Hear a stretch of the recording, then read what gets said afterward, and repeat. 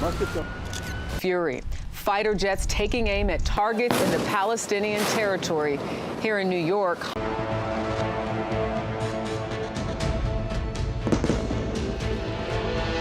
बहुत सारे लोगों में आप लोगों को पता होगा कि इजराइल और फिलिस्तीन के बीच में कुछ टेंशन चल रहा है, कुछ झड़प चल रहा है। क्यों चल रहा है, कैसे चल रहा है और क्या वजह है इसकी, ये सब कुछ आज हम लोग जानेंगे विस्तार से इस वीडियो में। और हाँ, उस लेवल पे जाके जाने की कोशिश किया जाएगा जिस लेवल के लिए आप बने हो, जो आपका वास्तविक लेवल है। भाई, ये अगर इजराइल और फिलिस्तीन के बीच में युद्ध की स्थिति बनी तो ये कोई एक दिन की तो बात रही नहीं होगी। इसके पीछे एक कोई पृष्ठभूमि, एक कोई बैकग्राउंड, ऐतिहासिक हिस्टोरिकल बैकग्राउंड तो निश्चित तौर पे विद्यमान होगा। और आज उसी जड़ से हम लोग बात शुरू करेंगे, जब ये बैकग्राउंड या जब ये हिस्टोरिकल युद्ध क्या हुआ, शुरू हुआ। देखो, बड़े ध्यान से सुनना। आज के इस पॉइंट को समझने के लिए आपको आने वाले 15 से 20 मिनट या 30 मिनट लगातार लगे रहना पड़ेगा। तो आपको कुछ चीजें ऐसी क्लियर होंगी कि आप कहोगे सर वाओ, मजा आ गया। ठीक है ना, इंफॉर्मेशन जान करके। पहला पॉइंट देखो, जो मैं आपको बताना चाह रहा हूं उसकी शुरुआत हम लोगों की आजादी से पहले, या यूं कहें कि आज से 100 साल पहले हुई। हुआ क्या, जरा समझना। हुआ यह था कि पहले हम लोग हिस्टोरिकल बैकग्राउंड को समझेंगे। हुआ यह था कि 1914, जो कि आप जानते हो 1914 से लेके 1919 ईस्वी, यहां पे क्या चला था, फर्स्ट वर्ल्ड वार चला था। फर्स्ट वर्ल्ड वार में दो देश आपस में लड़े, एक टर्की और एक आपका इंग्लैंड। ठीक है, ध्यान से सुनना, एक एक पॉइंट समझ में आएगा। ठीक है ना, टर्की और इंग्लैंड लड़े, जिसमें टर्की की क्या हो गई, हार हो गई। इस टर्की के ऊपर ही, इस टर्की का जो एरिया था उसे हम लोग क्या कहते थे, ऑटोमन साम्राज्य कहते थे। यही एरिया वर्तमान में जो आपका टर्की का है और उसके आसपास का एरिया फिलिस्तीन के रूप में डेवलप हुआ। खैर, प्रथम विश्व युद्ध हुआ और ये जो इंग्लैंड था, इंग्लैंड ने टर्की को हरा दिया, ऑटोमन साम्राज्य को हरा दिया। हराने के बाद क्या हुआ, ब्रिटेन तो जीत गया और ऑटोमन साम्राज्य उसके कब्जे में आ गया, ब्रिटेन। और ये स्थिति बनी 1919 ईस्वी में। जीतने के बाद ब्रिटेन ने क्या किया कि तुर्की के ऊपर अपना कब्जा जमा लिया, और यही तुर्की का जो एरिया है वो अब कुछ पोर्शन आधुनिक फिलिस्तीन है। ठीक है, अब जरा समझना, जिस समय ये 1919 चल रहा था, उस समय एक भावना वर्ल्ड में बह रही थी जिसका नाम था जियोनिज्म। सर, जियोनिज्म क्या है, इधर तो युद्ध आप बता रहे हो, इधर जियोनिज्म।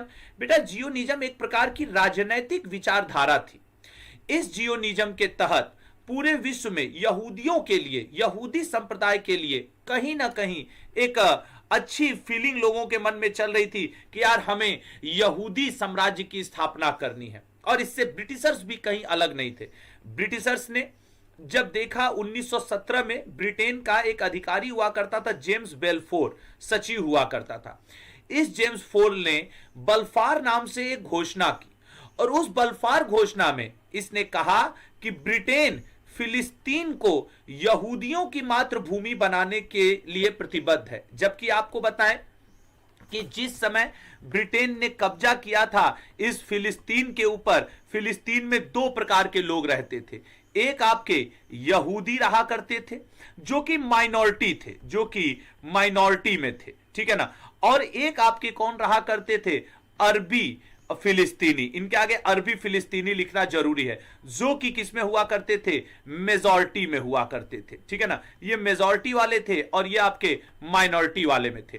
लेकिन जो हम लोग पिछले स्लाइड में देखे, जियोनिज्म की भावना चल रही थी, और इस जियोनिज्म की भावना की वजह से यहूदियों की संख्या को बढ़ाना था, और ब्रिटिशर्स भी यही चाहते थे कि यहूदियों की संख्या बढ़े।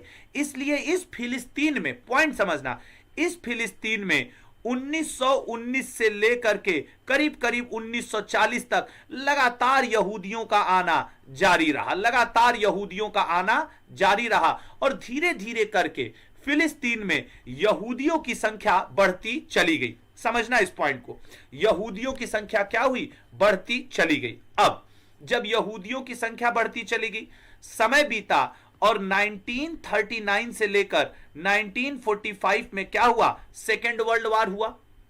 जब सेकेंड वर्ल्ड वॉर हुआ तो इसमें ब्रिटेन को बहुत सारा नुकसान हुआ। अब ब्रिटेन कहीं ना कहीं इस मूड में आ रहा था कि वो ये फिलिस्तीन वाले मुद्दे से खुद को अलग कर ले, और इसी 1945 में और सारे मुद्दों से परेशान होकर के ब्रिटेन ने अपने आप को, मतलब वर्ल्ड वार में कहीं ना कहीं बहुत ज्यादा इसका खर्च हो गया था, अपने आप को इस मामले से अलग कर लिया कि अब यहां यहूदी रहेंगे या अरबी फिलिस्तीनी रहेंगे फिलिस्तीन में, मुझे मतलब नहीं है। अब जरा समझना, जब उन्होंने कहा कि मुझे मतलब नहीं है, लेकिन उसी 1945 में एक अंतरराष्ट्रीय संगठन का निर्माण हो चुका था जिसे हम कहते हैं यूनाइटेड नेशन। यूनाइटेड नेशन ने इस मुद्दे को देखा कि इस फिलिस्तीन में युद्ध चल रहा है यहूदियों के बीच में और अरबी फिलिस्तीनियों के बीच में। तो फिलिस्तीन के मुद्दे पर इस यूनाइटेड नेशन ने कहा कि यूनाइटेड नेशन ने फिलिस्तीन को दो हिस्सों में बांटने के लिए कहा। एक उसने कहा कि यहूदी लोगों के लिए हम बना देते हैं इजराइल, और अरबी फिलिस्तीनियों लोगों के लिए हम एक अरब राज्य का निर्माण कर देते हैं, ठीक है। और एक बहुत ही पवित्र स्थल था यरूशलेम, जो कि मैं आपको अभी आगे बताऊंगा कि यहूदियों के लिए भी, क्रिश्चियन लोगों के लिए भी और मुस्लिम तीनों के लिए इंपॉर्टेंट था। खैर, इस पे भी बात होगी। अब यूनाइटेड नेशन ने तो आदेश दे दिया कि इस झगड़े को बचाने के लिए एक अरब राज्य बना दिया जाए, अरबी फिलिस्तीनी राज्य, और एक आपका बना दिया जाए क्या, इजराइल, जो यहूदियों के लिए होगा, और यरूशलेम को यूनाइटेड नेशन के कब्जे में रखा जाए, जिसपे ये दोनों मान ही नहीं रहे थे। खैर, ये यूनाइटेड नेशन का ऑर्डर नंबर 181 था, घोषणा पत्र नंबर, चार्टर अनाउंसमेंट नंबर था। समय बीता और धीरे धीरे अब यूएन के इस फैसले को मानने से इनकार कर दिया। जो अरब फिलिस्तीनी थे उन लोगों ने इस फैसले को मानने से इनकार कर दिया और कहा कि जब इस फिलिस्तीन में हम अरबी फिलिस्तीनियों की जो जनसंख्या है वो लगभग 90% एरिया पे थी और ये यहूदी 10% थे, तो आधा आधा या आधा से भी ज्यादा इन यहूदियों को क्यों दिया जा रहा है। इस मुद्दे को लेके अरब देश के ये जो फिलिस्तीनी हुआ करते थे इन लोगों ने विरोध कर दिया। अच्छा, ये पॉइंट मैंने यहां लिख दिया है। अच्छा, फिलिस्तीन में उस्मान साम्राज्य का हिस्सा था जिसमें 87% मुस्लिम, 10% ईसाई और 3% यहूदी थे।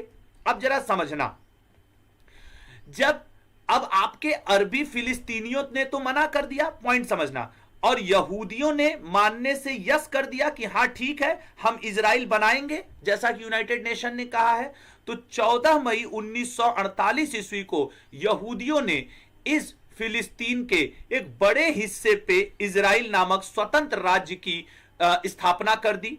और उस 1948 वाले स्वतंत्र राज्य का 1949 में अमेरिका ने इजराइल को देश की भी मान्यता दे दी कि बहुत बढ़िया, एक नया देश बन गया, ठीक है ना, इजराइल अब सही है। इजराइल ने यूनाइटेड नेशन के विभाजन योजना अनुसार प्राप्त भूमि से अधिक भूमि पर अपना नियंत्रण कर लिया युद्ध के माध्यम से, ठीक है ना। और उसी समय इजराइल का पड़ोसी देश जॉर्डन और मिस्र, इन लोगों ने एक छोटे छोटे एरिया गाजा और वेस्ट बैंक पर कब्जा कर लिया। समझना जरा, अब यहां पे समझना, ये जो इजराइल है, इजराइल ने फिलिस्तीन से बड़े हिस्से पे अपना कब्जा कर लिया और बगल का पड़ोसी देश जॉर्डन ने किस पे कब्जा कर लिया, वेस्ट बैंक पर कब्जा कर लिया, वेस्ट बैंक नामक जगह पर कब्जा कर लिया। इजिप्ट, जिसे आप मिस्र कहते हो, मिस्र ने गाजा पर कब्जा कर लिया। यह स्थिति चले। अब फिलिस्तीन एक छोटे से हिस्से में रह गया, इजराइल मैक्सिमम हिस्से पे आ चुका था, मैक्स हिस्से पे आ चुका था। पॉइंट को समझना, तो समय बदला और जब इजराइल ने धीरे धीरे अपना और बढ़ावा शुरू किया तो अन्य कंट्रीज ने इजराइल पे हमला कर दिया, जो मुस्लिम कंट्रीज थी। इजराइल ने इन कंट्रीज को युद्ध में हरा दिया। न सिर्फ हरा दिया बल्कि वेस्ट बैंक और गाजा पे भी कब्जा कर लिया इजराइल के हिस्से में। और ये जो जेरूसलम जिसको हम लोग पढ़ रहे हैं बेटा, जेरूसलम का क्या स्थिति बना कि इजराइल ने जॉर्डन से वेस्ट बैंक भी छीन लिया आगे के युद्ध में, मिस्र से गाजा को भी छीन लिया। और आपको बताएं, जेरूसलम ने पूर्वी जेरूसलम मतलब ईस्ट जेरूसलम और वेस्ट जेरूसलम दोनों पे कब्जा कर लिया। वेस्ट पे तो उसका कब्जा था ही, ईस्ट गाजा जॉर्डन के हिस्से में था, उससे भी ले लिया। मतलब पूरे के पूरे लगभग जेरूसलम एरिया पे, लगभग मैं कह रहा हूं, किसका कब्जा हो गया? इजराइल का कब्जा हो गया, इजराइल का कब्जा हो गया। वेस्ट बैंक पे इजराइल का कब्जा, गाजा पे इजराइल का कब्जा। तो फिर सर जब हर जगह इजराइल का कब्जा हो गया तो प्रॉब्लम क्या थी? प्रॉब्लम थी यहीं से और बड़ी प्रॉब्लम शुरू हुई। क्या बड़ी प्रॉब्लम शुरू हुई? ये जो वेस्ट बैंक था, यहां पे अरबी फिलिस्तीनी लोग ज्यादा रहते थे, गाजा में भी अरबी फिलिस्तीनी लोग ज्यादा रहते थे। भले ये एरिया आपका हो गया, लेकिन इसके अंदर के रहने वाले लोग आपके विरोध में हैं। सेम वही स्थिति बनी। इजराइल ने भले जॉर्डन से वेस्ट बैंक छीन लिया, गाजा छीन लिया, वेस्ट जेरूसलम पे उसका कब्जा था ही, ईस्ट जेरूसलम पे भी कब्जा कर लिया, लेकिन मुद्दा यह फंसा कि वेस्ट बैंक की जो जनसंख्या थी और जो गाजा की जनसंख्या या पीपल या लोग थे, वो इजराइल के विरोधी थे। और इसी विरोध के चलते आगे चल के गाजा को मुक्त भी करना पड़ा इजराइल को। गाजा को क्या करना पड़ा? गाजा पट्टी आप नाम सुनते होंगे, गाजा को मुक्त भी करना पड़ गया इजराइल को। खैर, अभी भी वेस्ट बैंक इजराइल के कब्जे में है। और जैसा कि मैंने बताया, जेरूसलम जो कि ईस्ट जेरूसलम और वेस्ट जेरूसलम में बटा था, जब पूरा इजराइल के ही कब्जे में आ गया तो उसने कहा यह हमारी रहेगी इजराइल की राजधानी। जैसे ही उसने इजराइल की राजधानी इसको घोषित किया, तुरंत अरबी फिलिस्तीनी लोगों ने कहा कि नहीं नहीं, पूर्वी जेरूसलम का जो हिस्सा है, पूर्वी जेरूसलम, वो तो भविष्य में हम एक देश बनाएंगे फिलिस्तीन, और उस फिलिस्तीन की कैपिटल रहेगी। पॉइंट समझना। जैसे ही जेरूसलम के ईस्ट जेरूसलम और वेस्ट जेरूसलम को अपनी कंबाइंड राजधानी घोषित कर दिया, पूरी जेरूसलम को आपके इजराइल ने, अरबी फिलिस्तीनी लोगों ने कहा कि भाई ईस्ट जेरूसलम जो है, पूर्वी जेरूसलम जो है, वो तो हमारे भविष्य के फिलिस्तीन का कैपिटल है, इसको कैसे इजराइल ने ले लिया? अब मुद्दा और गंभीर होता चला गया। यही सब मुद्दे फंसते चले गए हैं। अब मुद्दा क्या होता गया बेटा? और गंभीर होता चला गया। अब आगे देखो, फिर 1900, अच्छा, ये जो मैंने आपको बताया था कि इजराइल ने सीरिया से, जॉर्डन से, फिलिस्तीनियों से युद्ध लड़ा, वेस्ट बैंक पर भी कब्जा कर लिया, पूर्वी यरूशलेम पर भी कब्जा कर लिया, वो युद्ध कब हुआ था? 1967 में हुआ था, ठीक है ना? अच्छा, इजराइल का दावा पूरा यरूशलेम उसकी राजधानी है, क्योंकि भैया उसने ईस्ट जेरूसलम और वेस्ट जेरूसलम पूरे पे कब्जा कर लिया था। अच्छा, ये यरूशलेम को लेके या जेरूसलम को लेके इतना लड़ाई क्यों सर? क्यों सब लोग कह रहे हैं कि यरूशलेम मेरा, इजराइल कह रहा है मेरा, फिलिस्तीन कह रहा है मेरा? उसके पीछे कारण है, जरा समझना। यरूशलेम का क्या सच्चाई है? यरूशलेम के पीछे या जेरूशलेम के पीछे क्यों इतना विवाद हो रहा है? एक्चुअली जो जेरूशलेम है, ईसाइयों के लिए भी महत्वपूर्ण है, मुस्लिम के लिए भी महत्वपूर्ण है। ईसाई धर्म वालों के लिए कैसे महत्वपूर्ण है यरूशलेम, जरा ये समझो। यहां पे एक कलवारी की पहाड़ी है, उसी पे प्रभु यीशु को सूली पर चढ़ाया गया था। उनका मकबरा, पवित्र सेपुलचर चर्च यहीं पे स्थित है, इसलिए ईसाइयों के लिए जेरूशलेम हो गया पवित्र। मुस्लिम लोगों के लिए डोम ऑफ रॉक और अल अक्सा मस्जिद स्थित है। यह मस्जिद इस्लाम की तीसरी पवित्र जगह है, और मुस्लिमों का मान्यता है कि पैगंबर हजरत मोहम्मद साहब जी जो थे, मक्का से यहां तक की यात्रा की थी और स्वर्ग गए थे, इसलिए ये जेरूशलेम मुस्लिम लोगों के लिए भी पवित्र हो गया। थर्ड पॉइंट, यहूदियों के लिए देखिए, जिनका अभी लगभग पूरे यरूशलेम पे कब्जा है, उनका यह मानना है कि यह धरती का केंद्र है और इसी स्थान पर दुनिया की नींव रखी गई थी। यहां पर अब्राहम ने अपने बेटे इसकाक की बलि देने की तैयारी की थी। यहूदियों के हिस्से में कोटले या पश्चिमी दीवार है, यह दीवार पवित्र मंदिर के अवशेष है, और गाजा पट्टी तो एरिया है ही। खैर, अब हम लोग बात करते हैं कि सर इसके बाद क्या हुआ। अच्छा देखो, गाजा और वेस्ट बैंक पर भले आपका कब्जा किसका था? आपके वेस्ट बैंक पर कब्जा, वेस्ट बैंक लिख दे रहा हूं, वेस्ट बैंक पर कब्जा, गाजा पर कब्जा, हालांकि गाजा पर से कब्जा फिर इजराइल ने छोड़ दिया था। ईस्ट जेरूशलेम पर कब्जा, वेस्ट जेरूशलेम पर कब्जा किसका है? आपके इजराइल का है। गाजा को उसने छोड़ दिया। इस गाजा में बेटा, वेस्ट जेरूशलेम और गाजा में मैंने आपको पहले ही बताया, जनसंख्या किसकी है? तो फिलिस्तीनी लोगों की है। इस फिलिस्तीनी लोगों ने एक यहां पे कट्टरपंथी ग्रुप अकॉर्डिंग टू इजराइल बनाया, जिसका नाम है हमास।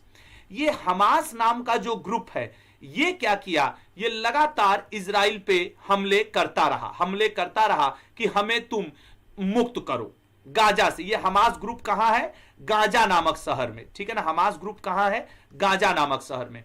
और इस हमास ग्रुप का आरोप है, इसने आरोप दिया हुआ है, जो कि इजराइल के हिसाब से एक आतंकवादी संगठन है। हमास ग्रुप ये कहता है कि इजराइल गाजा के लोगों के साथ अत्याचार कर रहा है, जबकि इजराइल का यह कहना है कि हम कोई अत्याचार नहीं कर रहे हैं। अगर गाजा की बाउंड्री पे, सीमा रेखा पे हम चौकसी नहीं बरतेंगे तो ये गाजा से हमास ग्रुप वाले बाहर जाएंगे, हथियार लेकर के आएंगे और इन हथियार का उपयोग वो हमारे ऊपर हमला के लिए करेंगे। तो हम इनको छुटकारा क्यों दें, हम नहीं देंगे इनको छुटकारा, ठीक है ना। तो इजराइल अपने देश का इंटरनल सिक्योरिटी डिस्टर्ब ना हो, इस मुद्दे को लेकर के गाजा पे अपनी कड़ाई बरते हुआ है। और गाजा का संगठन हमास इसी मुद्दे को उठाता है कि देखो ये कितने अत्याचारी हैं इजराइल वाले, ये हमें परेशान कर रहे हैं, ठीक है ना। तो मुद्दा ये है कि वेस्ट बैंक पे फिलिस्तीन भी कब्जा चाहता है, गाजा पे फिलिस्तीन भी कब्जा चाहता है। कारण क्योंकि उसी के लोगों की जनसंख्या ज्यादा है। ईस्ट जेरूसलम और वेस्ट जेरूसलम पे इजराइल का कब्जा है। इजराइल पूरे जेरूसलम को अपनी राजधानी घोषित करना चाहता है, लेकिन ईस्ट जेरूसलम को ये फिलिस्तीन कहता है कि भविष्य में हमारी राजधानी हो जाएगी, तुम कैसे मान रहे हो। मतलब समझ रहे हो, विवाद सदियों से चला आ रहा है। विवाद ये आज का नहीं है, ठीक है ना। विवाद ये आज का नहीं है, ठीक है ना। तो ये चीज आप थोड़ा सा ध्यान रखिएगा, ठीक है ना। विवाद आज का नहीं है। उसके बाद जरा समझो, फिलिस्तीन इजराइल का ताजा संघर्ष एक्चुअली 9 मई 2021 को हुआ क्या कि मस्जिद एक वहां पे मौजूद है आपके गाजा में। वहां मस्जिद में नमाज पढ़ने के बाद कुछ लोगों ने इजराइल विरोधी नारे लगाए, कुछ फिलिस्तीनी लोगों ने इजराइल विरोधी नारे लगाए। जहां इजराइल की जो पुलिस थी उनके साथ इस फिलिस्तीन की जो आम जनता थी, जो नारे लगा रहे थे, उनके साथ झड़प हुआ। यह सब हो रहा था गाजा में, क्योंकि गाजा में वैसे भी फिलिस्तीनी जनसंख्या ज्यादा है, फिलिस्तीनी समर्थकों की। तो जनता और पुलिस के बीच में झड़प हुआ और उस झड़प का नतीजा क्या रहा कि वो 2-3 दिन में बहुत ज्यादा बढ़ गया। तो जैसे ही इस गाजा के हमास ग्रुप के नजर में यह घटना आई, उन्होंने एक के बाद एक कई रॉकेट इजराइल के ऊपर लॉन्च कर दिए, जिससे इजराइल प्रभावित हुआ। तो इजराइल तो त्वरित कार्रवाई में ट्रस्ट करता है। इजराइल ने भी गाजा स्थित फिलिस्तीन का जो थिंक टैंक है, गाजा स्थित जो फिलिस्तीन का थिंक टैंक था, जो एक 13 मंजिला बिल्डिंग थी, 13 मंजिला बिल्डिंग हुआ करती थी, उस बिल्डिंग को क्या किया, इजराइल ने भी रॉकेट फेंक करके इनके थिंक टैंक को ही उड़ा दिया, उस बिल्डिंग को ही उड़ा दिया। और एक के बाद एक 150 मिसाइल्स इनके ऊपर दाग दिया इजराइल ने मंगलवार को। तो भैया रविवार 9 मई को यह शुरू हुआ और 2021 को यह शुरू हुआ और अभी तक यह क्या चल रहा है, कंटिन्यू चल रहा है, ठीक है ना। और अब क्या स्थिति है, यह सब हो रहा है रमजान के महीने में। यरूशलेम के अल अक्सा मस्जिद में लोग नमाज करने के लिए इकट्ठा हुए थे। गाजा उसी के आसपास का क्षेत्र है। तो यही सब जो मैंने आपको हिंदी में लिख के बता दिया कि यह झड़प हुआ, ठीक है ना। तो ये चीजें, हालांकि एक बात आप और अच्छे से याद रखिएगा, भारत की एक महिला इस एयर स्ट्राइक में, रॉकेट हमला में, भारत के केरल की एक महिला सौम्या संतोष हमास के मिसाइल अटैक में मारी गई है। इस सौम्या संतोष जी के मारे जाने की वजह से भारत के विदेश मंत्रालय को भी इसमें इंटरप्ट करना पड़ा। कहीं ना कहीं भारत का जो नीति है वो इजराइल को सपोर्ट कर रहा है। कहीं मोदी जी और वो है ना, क्या उनका नाम है, बेंजामिन, ठीक है ना, बेंजामिन नेतन्याहू जो हैं, उनकी अपनी एक अलग लेवल की दोस्ती भी है, विदेश नीति भी है। और भारत की विदेश नीति इजराइल को सपोर्ट करती हुई नजर आ रही है। वजह इसके कई हैं और कुछ व्यक्तिगत भी हैं, कुछ वैश्विक भी हैं, वो तो एक अदर मैटर है। और भारत का क्या है, भारत तो भैया ये मुद्दा जब 1919 में शुरू हुआ था तब से लेकर आज 2021 से इस मुद्दे में प्रत्यक्ष अप्रत्यक्ष रूप से कहीं ना कहीं है ही। आप लोगों में से बहुत सारे लोग हिस्ट्री के स्टूडेंट होंगे। भैया ये मुद्दा तभी उठा था ना जब टर्की और इंग्लैंड के बीच में युद्ध हुआ था। तो हम लोग हिस्ट्री में पढ़ते नहीं है कि टर्की के खलीफाओं का अंग्रेजों ने क्या किया था, बेइज्जती कर दिया था। तो इन्हीं टर्की के खलीफा के संदर्भ में भारत में खिलाफत आंदोलन चला था, अंग्रेजों के खिलाफ खिलाफत आंदोलन चला था 1919 ईस्वी में, जिसे अली बंधुओं ने चलाया था। तो उस समय भी भारत इसके क्या था, कहीं ना कहीं प्रभावित हुआ था, और आज भी भारत प्रभावित हुआ। भारत पे इसका क्या प्रभाव पड़ रहा है? भारत पे इसका प्रभाव यह है कि भारत फिलिस्तीन विकास साझेदारी से राष्ट्र निर्माण और संस्थानों को सुदृढ़ करने में केंद्रित है। वहीं इजराइल के साथ रक्षा विज्ञान और तकनीकी के लिए विशेष रुझान रखता है। तो उसको फिलिस्तीन की भी जरूरत समझ में आ रही है, इजराइल की भी जरूरत समझ में आ रही है। अलग की बात है कि वो इजराइल की तरफ ज्यादा झुका हुआ है, यह पॉइंट याद रखना। भारत इस मुद्दे से भी चिंतित है कि अगर दोनों पक्षों में युद्ध हो गया तो गड़बड़ होगा। तो इसलिए भारत ने दोनों पक्षों को संयम बरतने और यूनाइटेड नेशन सिक्योरिटी काउंसिल सुरक्षा परिषद के चार्टर नंबर 2334 के पालन करने का आग्रह किया है। सर ये 2334 क्या है सर?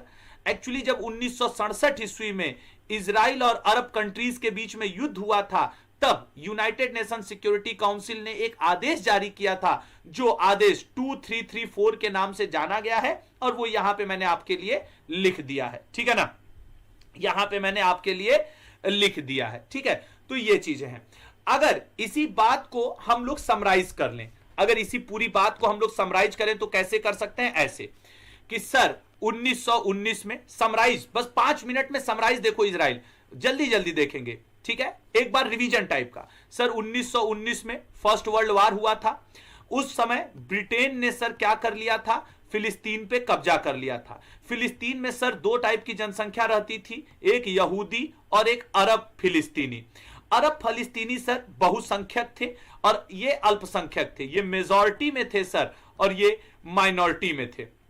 समय बीतता चला गया सर, एक विचारधारा उस समय दुनिया में चल रही थी जिसे जियोनिज्म कहा जाता था।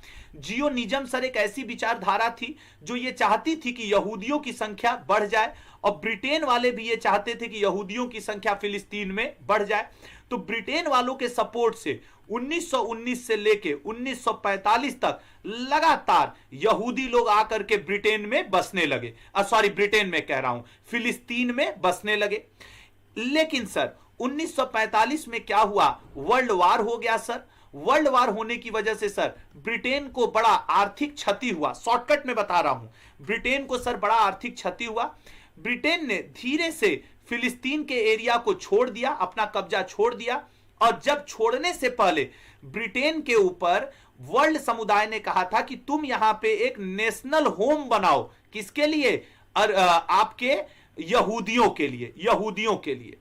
लेकिन ब्रिटेन बनाने में कामयाब नहीं हुआ, तो ब्रिटेन 1945 में धीरे से यहां से छोड़ दिया। ब्रिटेन के छोड़ने के बाद भी लड़ाई जारी रही। इसी 1945 में यूनाइटेड नेशन बना। यूनाइटेड नेशन ने कहा कि फिलिस्तीन को 2 भाग में बांट दो, एक यहूदियों के लिए, एक अरबी फिलिस्तीनियों के लिए। यहूदियों ने कहा ठीक है, अरबी फिलिस्तीनियों ने कहा बिल्कुल नहीं, तुम्हारा निर्णय गलत है, जिस तरीके से तुम बंटवारा चाहते हो यूनाइटेड नेशन वो गलत है, क्योंकि हमारी जनसंख्या ज्यादा है, हमारी पॉपुलेशन ज्यादा है, तो ऐसा कैसा बंटवारा कि यहूदियों को ज्यादा जगह दे दो तुम। और जो इन दोनों के बीच में विवादित जगह था जेरूसलम, उसको अंतरराष्ट्रीय शहर का दर्जा देने की बात की गई। अब समय बीता और 1948 ईस्वी तक जब समस्या का समाधान नहीं हुआ, तो यहूदियों ने अपने लिए एक नया साम्राज्य इजराइल बना लिया।